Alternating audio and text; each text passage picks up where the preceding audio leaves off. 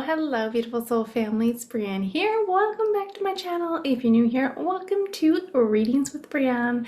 I wanted to wish you guys all a happy and safe Halloween.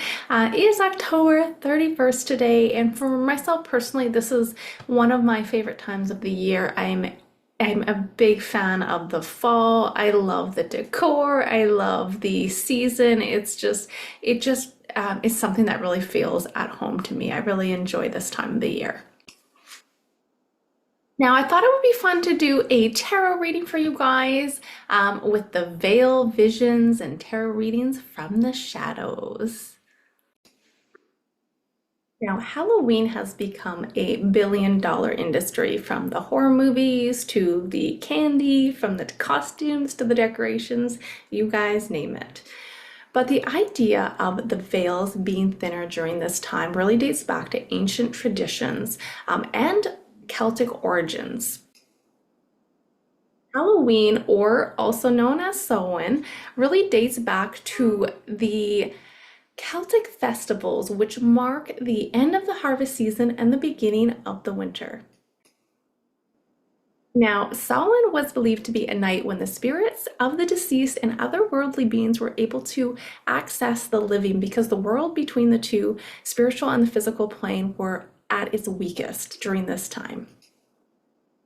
So this concept of Halloween became this time where we're able to connect to our ancestors, our spirits. It's really a powerful time for certain divination techniques as well, to really reflection of our true selves and diving into that. So I wanted to ask the tarot today, how powerful is this time when it comes to connecting with other worldly beings, or let's say our loved ones that have passed?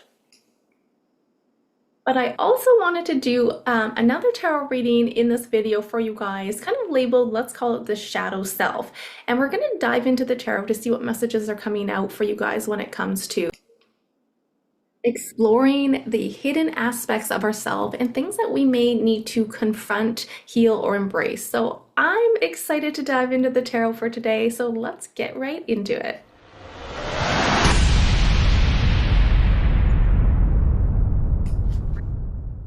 All right, to all the lovely ghosts and goblins out there, I'm going to be using my Halloween tarot deck. So I'm excited to see what energies are coming out for you guys today. We're going to start with the question, though.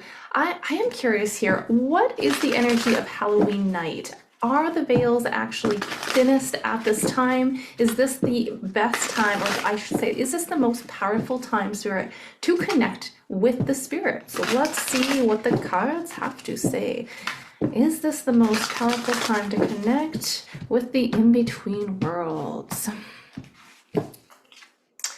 All right, so we have the Wheel of Fortune, the Emperor, Nine of Pentacles, Knight of Pentacles, the Sun, the Tower, interesting, and the Devil. Oh boy. Two of Swords on the back. Okay, so I gotta say, you guys, yeah, a big yes, but also I am getting a little bit of an interesting energy. Like, we do have the Sun in the outcome here. We have a lot of major arcanas when it comes to Halloween night. Kind of interesting, we have that the Two of Swords on the back, like two different, sitting on the fence here. So I think what I have to say with this energy is a definite yes, with Halloween night being the veils are thinning during this time. But I think it's extremely crucial and very important to make sure that you guys, I mean, I want to say this goes all year round, but since the veils are quite a bit thinner, there is that energy. We have that devil lurking in the background, and we have a tower aspecting the sun, okay? So that is a little bit concerning to me in terms of, it feels like, yes, very much a sense of connecting with our loved ones that have crossed over, and spirits, but also a time to be very cautious, because some of these spirits that are coming through may have may have a bit of not the best intentions, I can say. They're not all benevolent. So I want to say, make sure you guys are putting your intentions out there. Make sure you guys have, have a clear intention of who you're trying to connect with. If you guys are doing certain rituals or connecting with otherworldly beings during this time, because it feels a little back and forth with this energy. But the Wheel of Fortune is showing, yes, the veils are definitely thinner at this time, and they're able to kind of communicate or get access to the earthly plane on an easier level here.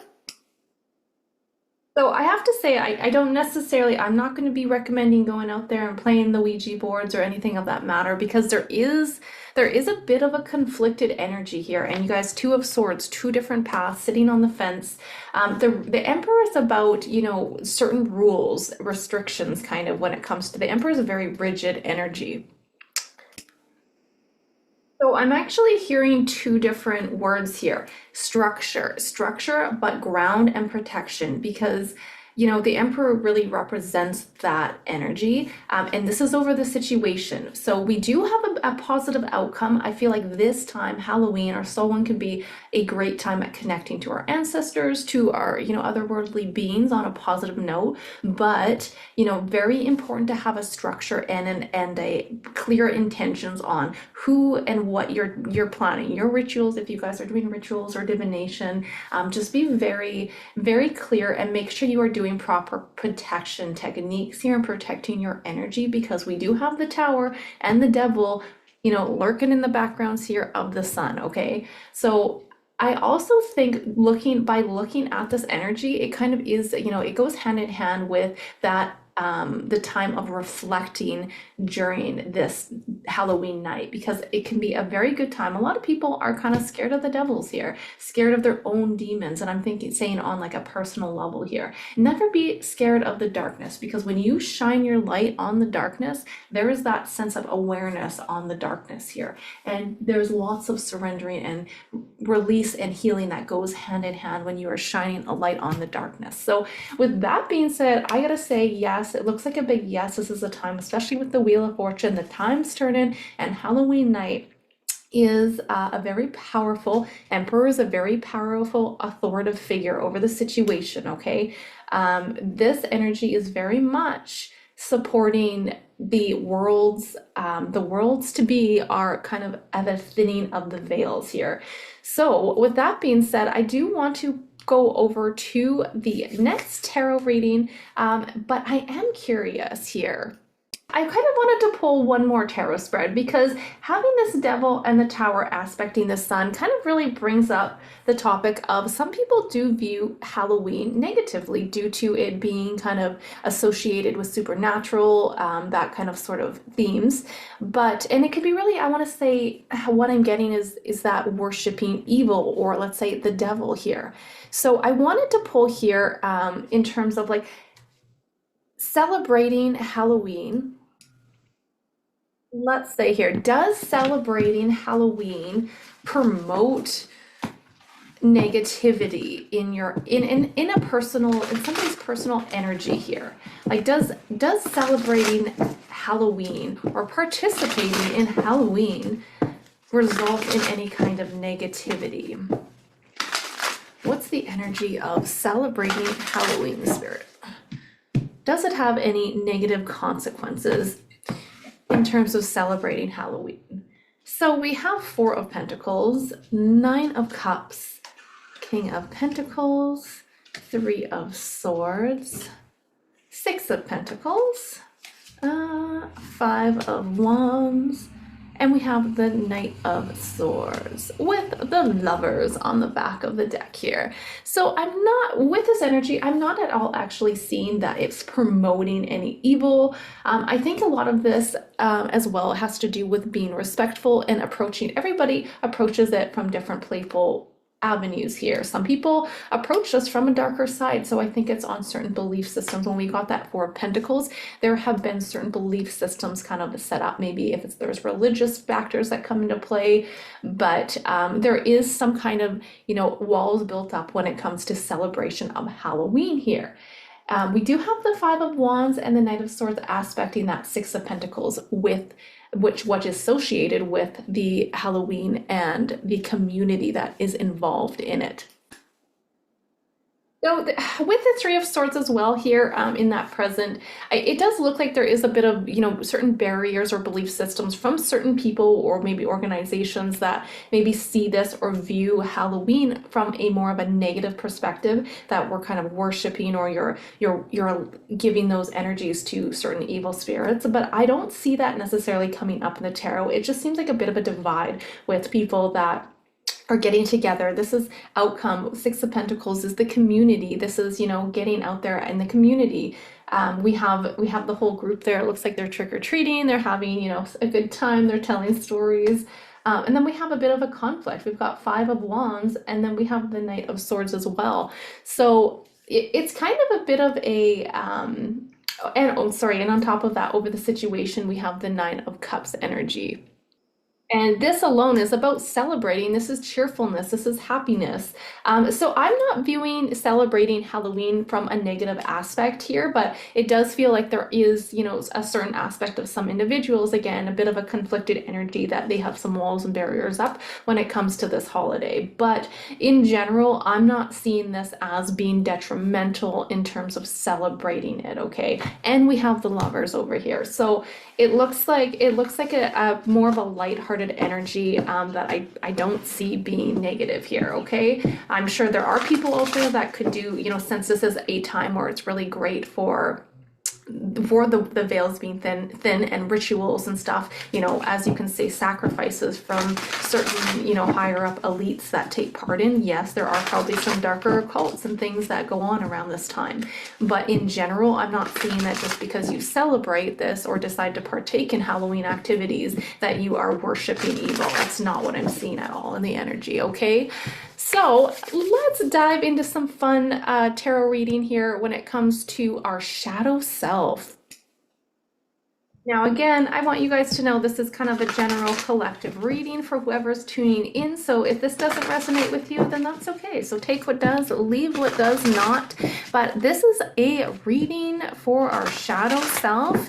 We're going to look into what we may need to confront, what we need to work on healing, and what do we need to work on embracing. What do we have, Spirit, when it comes to the collective? What do we need to confront, heal, and embrace?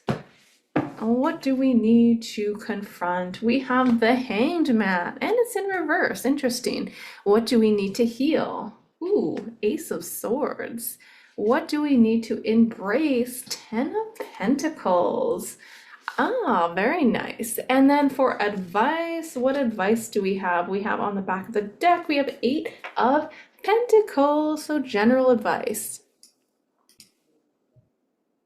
So when we ask the question, what do we need to confront? We have the Hanged Man here, and the Hanged Man is in reverse. So what that's kind of pointing to is a discontentment here. So I feel like some of us could be there could be, for some of us, there could be some impulsive patterns that we've been trying to detach or break from, but it's like we get kind of stuck in this loop. I've seen like that infinity sign, right? So what can we do to, let's say, heal and embrace this energy?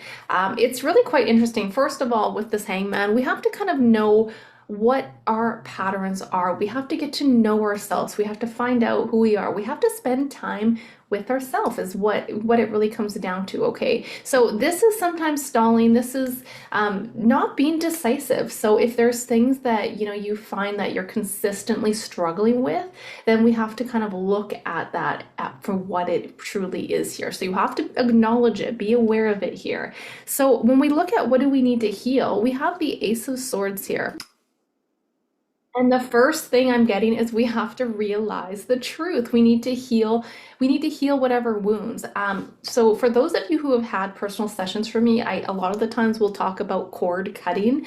Look at that sword, cord cutting with that sword. Huge confirmation for that. So for those of you that are, kind of stuck in a situation, you're stuck in something, whatever it is, however that applies to you. Maybe this is a relationship that, is just not supporting your energy. It's not helping you grow. You're at a dead end with this energy, whether it be in work, whether it be in love, relationships, your spiritual journey. You have to confront it with truth. You have to realize what the stagnation is that you're having.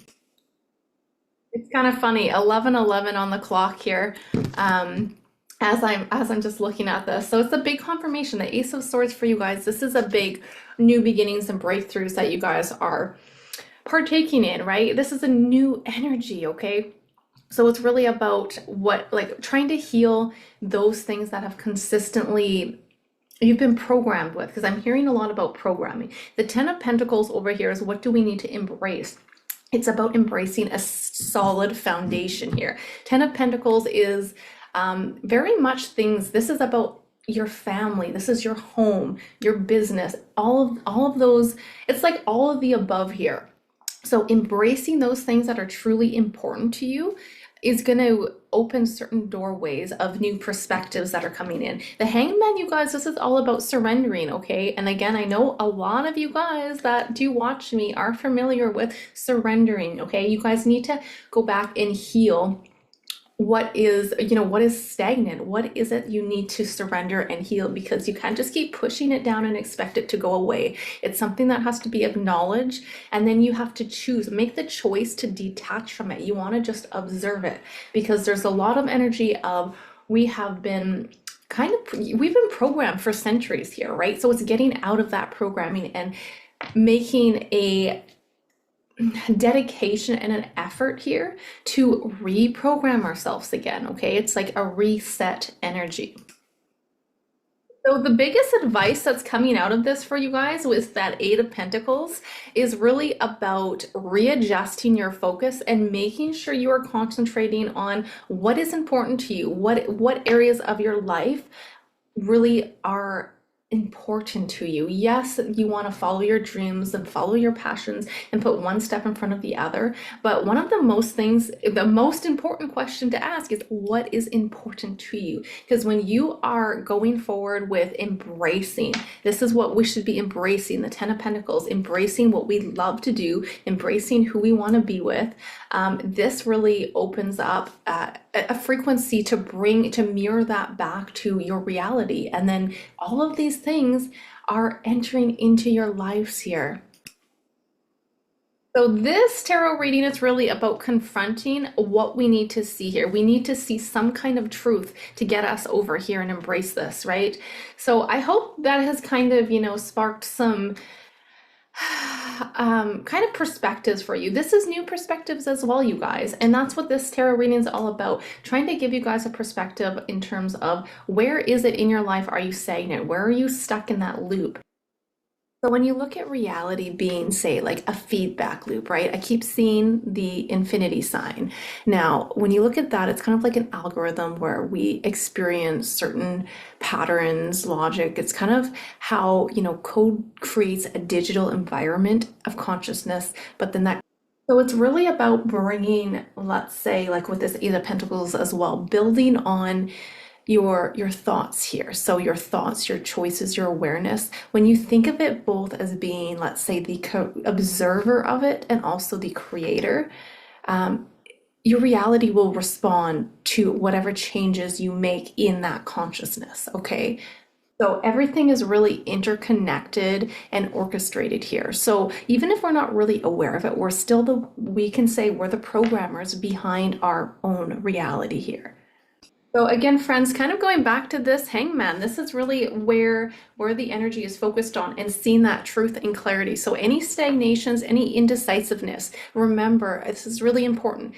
Your internal state is going to attract and perceive certain patterns in your life, including people, loved ones, friends, family, okay? So when you when you change internally, when you change that algorithm, that feedback loop, I'm saying, you're reflecting those shifts to your external reality. And then your external reality is going to mirror that and give you more of those experiences back. So this is really about you guys cutting through what is not working for you guys anymore, okay? Really take some time out to know what it is that you don't want in your life and what it is that is important and you do want. And the more you focus and you feel and you intend and you step into that frequency and vibration of what it is you want, I don't even want to say want, because wanting is also, I feel like, a bit misleading, because you're kind of wanting something means it's not in your grasp right now. So when you you see the truth and you realize you're just going to observe whatever it is here, your situation. This is kind of general because it's going to apply to each of you guys differently.